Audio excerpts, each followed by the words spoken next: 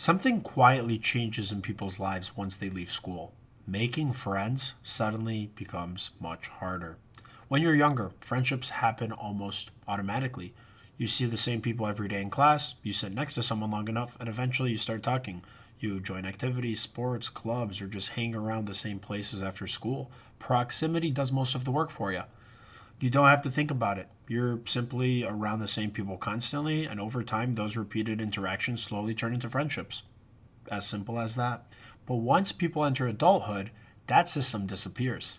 School ends. We always talk about how school doesn't really provide anything financially for you, and I have a lot of videos talking on that topic because school doesn't teach us about money, but it does help out with friendships. People move to different cities after school ends, jobs change, your schedule becomes unpredictable. When's the last time that you and your friend just spontaneously in the moment decided to link up? That pretty much never happens. You always have to schedule in advance. Hey, are you available 2 months from now on some random Tuesday at 4 p.m.? Like, what is going on? You guys know when the dentist does that? They're like, all right, when's the next time we could see you? Are you free 6 months from now on a Friday at 11 a.m.? That's when we have an opening. I'm like, I don't know. Bitch, I don't know. Yeah, schedules become unpredictable. Suddenly, the environments that naturally created friendships are gone, and nothing really replaces them. Most adults move between the same few places every week. I mean, even in my own life now, I run my own business. I have employees, but like we have an office. It's just office, work, sleep, repeat. And it's pretty pathetic, but hey, that's just life. It's something that nobody's talking about. Most adults, they move between the same places. It's the same for everybody. It's just home, work, maybe a gym, every now and then a grocery store, gas station. Like I hate to break it to you guys. I mean, life recently it's feeling kind of brutal. Those places though, they're not designed for social connection the way that schools used to be. At work, people often keep conversations very professional. Everyone is focused on their responsibilities, deadlines, and tasks. And some friendships do form, but the environment isn't built around any social interaction. When you could crack a joke with your friends at school and like you reminisce of those moments. I don't know if you guys do, but I do. Obviously, high school could have been difficult for some people, but I feel like everyone had a great elementary school. That's when we were playing life on easy mode. But the one thing that did change too when people go out now in public spaces is phones.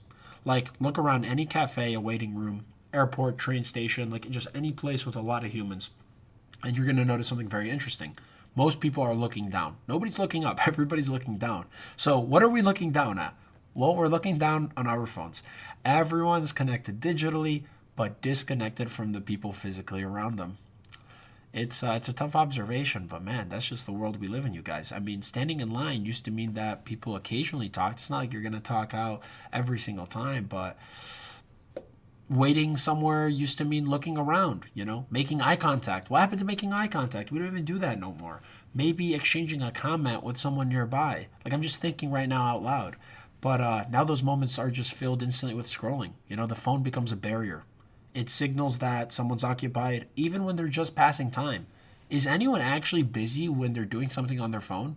Like, how many out of 100 people who are on their phone, how many do you think actually have something important, an important text, email, whatever, versus just like purely entertainment or getting an escape, if you will? I don't know. And when everyone is doing that at the same time, though, just being glued to your phones, small opportunities for interaction quietly disappear. And that is another factor as well. Modern adulthood is surprisingly fragmented. That's the best way I could put it. People move cities for school or work. Friend groups from earlier stages of life scatter across different places. And even when people want to stay connected, physical distance makes spontaneous interactions rare. Like all of my friends now, they're in the big city. I don't live in the big city. I don't like big cities. They're great to visit. I just wouldn't want to live in them. But that's the direction everybody's going because of their work. We're all adults now. I'm 23. All my friends graduated college. Everybody's just moving in a different direction of life. Friendships become scheduled instead of natural. Like, that's the biggest thing. You just don't run into someone anymore. That just doesn't happen. You text, you need to coordinate schedules, and you need to plan days, weeks, months in advance. And when life gets busy, those plans happen less often. The result is something many adults notice but struggle to explain. Their social circle slowly shrinks. not because anyone intentionally left, but because life pulled everyone in different directions. Meanwhile, the internet creates an illusion that everyone else is constantly socializing. Photos of group dinners, trips, parties, and events are appearing on everyone's feeds every single day. But those images just capture moments. It's not the entire reality of people's lives. So stop comparing yourself to other people. Many of the same people posting those photos, they also spend large portions of their week alone, just like you and I do. It just isn't something people share online very often. Human beings evolved in environments where community was constant, small tribes, villages, tight neighborhoods. People saw the same individuals every day. Relationships were reinforced naturally through repeated contact, but modern life removed many of those structures today. Now, social connection requires intentional effort, like the whole scheduling yap I just went on. You have to choose environments where interaction is possible. You have to reach out, start conversations, attend events. You need to join communities around shared interests. And that could feel very uncomfortable at first, especially if someone has gotten used to spending most of their time alone or just online. But something interesting happens when people begin reintroducing those environments into their lives. They realize that many others feel the exact same way. A lot of people are quietly hoping that someone else starts the conversation. A lot of people would welcome new friendships if the opportunity appeared. And that's something nobody thinks about, but it actually is very true. The difficulty isn't that people don't want connection, it's that modern life stopped creating it automatically. You have to go out of your way to form a connection now. Which means that people now have to recreate those environments intentionally. And once they do, the experience often feels surprisingly natural again. It's just like in the beginning. It's always hard in the beginning, and then it gets easier because the human need for connection never disappeared. It's always there. It's still there to this day. Just the environment around it simply changed. And if you've noticed this happening in your own life, you're definitely not alone. A lot of people are dealing with this. This is definitely a big problem that a lot of people are just not talking about. But it's you're not alone. That's all I got.